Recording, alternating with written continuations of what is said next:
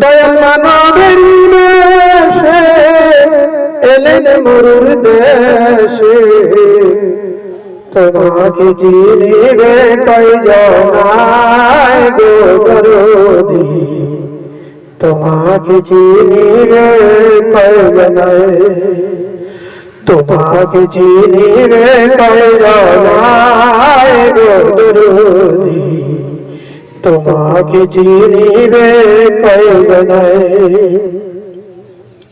কপাল যাহার হয় ভালো ফুটিলে জ্ঞানের আলো, কপাল যাহার হয় ভালো ফুটিলে জ্ঞানের আলো, চিনবে তোমায় না দুনিয়ায় গো দরদী, চিনবে তোমায় না দুনিয়ায়।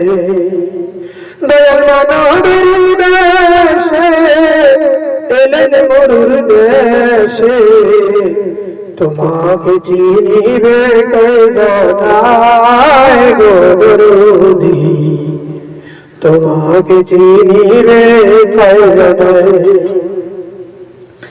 যে পাইল নুরি দিদার ধন্য জীবন হয় তার, যে পাইল নুরি দিদার জীবন ধন্য হয় তার। একুল বুকুল কোনো চিন্তা নাই গো দরদী, তোমাকে চিনিবে কয়জনায়।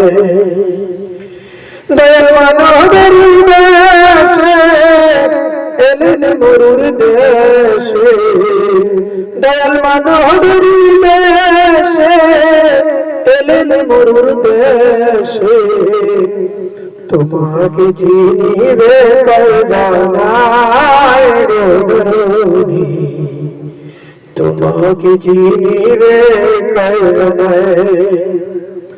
আদম জামাল ভেবে বলে ঠাই দিয়া তোমার প্রেম ছায়া তলে, আদম জামাল ভেবে বলে ঠাই দিয়া তোমার প্রেম ছায়া তলে, তবেই ধন্য তবেই ধন্য তবেই ধন্য হইব লড়াই গো দরদী, তোমাকে চিনিবে কয়জনায়, তোমাকে চিনিবে কয়জনায় গো দরদী, তোমাকে চিনিবে কয়জনায়।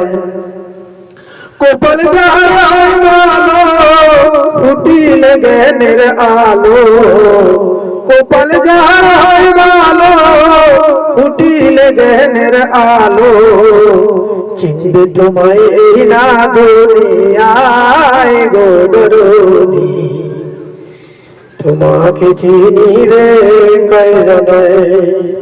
দয়াল মানবের বেশে এলেন মরুর দেশে, দয়াল মানবের বেশে এলেন মরুর দেশে, তোমাকে চিনিবে কয়জনায় গো দরদী, তোমাকে চিনিবে কয়জনায়।